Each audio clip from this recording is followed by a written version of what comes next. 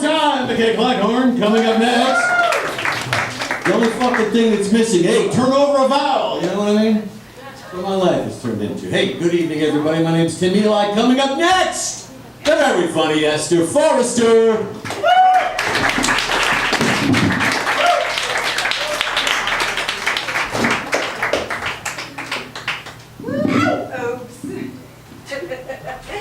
Hey everybody, how's it going? Alright, you guys are an easy crowd. You just laugh if I drop something. That's good. Because so many times I report, I feel like, they're like, start texting. So anyway, that's good. And if I do bomb, you know, I'm worried my boobs will fall out, and I guess I can just make them fall out. And then that'll be an easy laughter, right? I can just do that. I guess I can always do that if I do bomb. So, all you millennials, you think you have it easy. You think you have it hard, right? I mean, if there's no ping pong table at your work, they don't provide, you know, massages, and there's not like on-site counseling and like, you know, happy hours, you think it's the worst job and oh my God, I'm quitting, right? All you guys think you've got it tough here.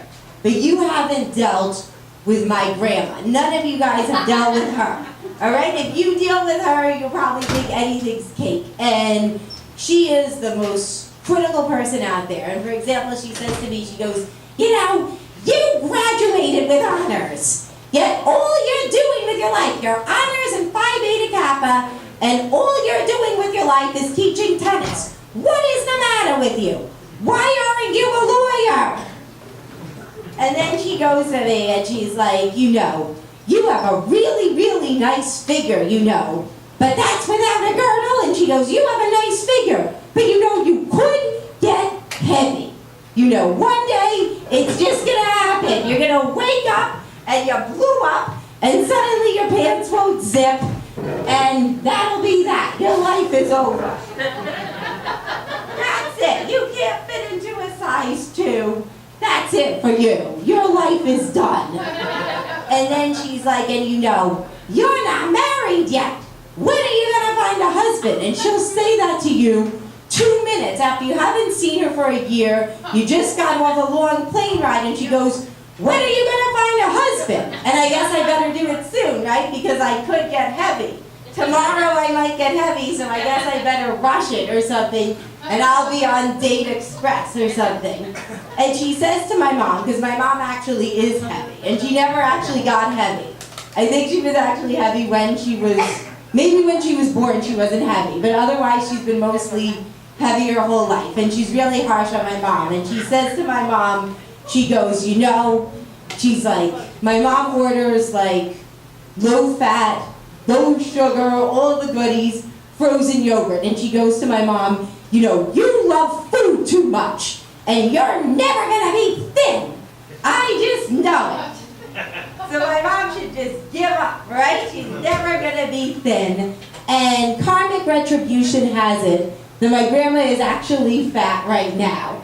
In fact, she's gotten so big that she has to call, none of her clothes fit, and she has to call in fat for her bingo games and her shuffleboard games because she's out of stuff to wear. So she either has to call in fat or go in her pajamas that have been worn for 3 days to the bingo games. But then again, there's probably worse stuff going on at the bingo games. There's probably people that like, you know, not all there, so maybe going in you're like, you know, piss pajamas. Maybe that's not so bad.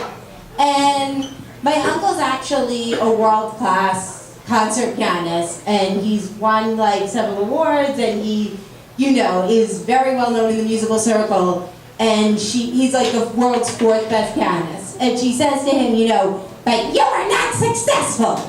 You're not successful. If I have to pay for your plane tickets for you to come see me, that means you are not successful. I'm sorry. And he's actually like a serial, some people are serial monogamous, but one thing you can depend on for him is that he's gonna have tons and tons of girlfriends, and they'll all be Asian. And they're all younger than him, and they're all his students, usually. And so he has been married a couple of times, and he's finally says he's settled down. And so he's with this woman, Wing, and they actually got married and they are having kids. And my grandma goes to Wing, she goes, you know, Wing, Alan is gonna leave you in 10 years for someone 10 years younger than you. So you better watch out. Because obviously she better line up husband number 2. Because he has no money, so she better figure out husband number 2 for herself. And she actually, though, responded to my grandma because you really have to have balls to, like, deal with her and just talk back to her. And she responded to my grandma, she goes, well, not if I leave him first. And she's actually thought about leaving him, I think, because now she started, like, Wing has started calling my uncle an idiot. And she goes, you fucking idiot, why can't you even... Because my uncle is really useless, he can't even figure out how to open a can. And, like, actually, he had to ask my mom when he was in grad school how to boil water. He's like, well, what does boil mean? What does boil mean? And he had to, like, actually look it up or something. So Wing's pretty frustrated, so maybe Wing was right. And so, like, my other uncle, she recently, like, had to move in with him because, you know, she's got him forgetful or whatever. She was living with him, and she actually humiliated him. She actually told the neighbors that she paid for his house, the whole house. Of course, their bank account probably disagreed, but she's like, and I paid for this house, you know. If it weren't for me, they'd all be living in a cardboard box. So as you can tell, she's, you know, a bit off the rocker, so I think if you guys can survive her, you probably can survive any kind of demanding boss. The boss who, like, you know, makes you work a little on Saturdays, won't let you leave early to, you know, go meet the date you're probably going to go. You guys can probably survive it. All right, that's my bet. Thank you, guys.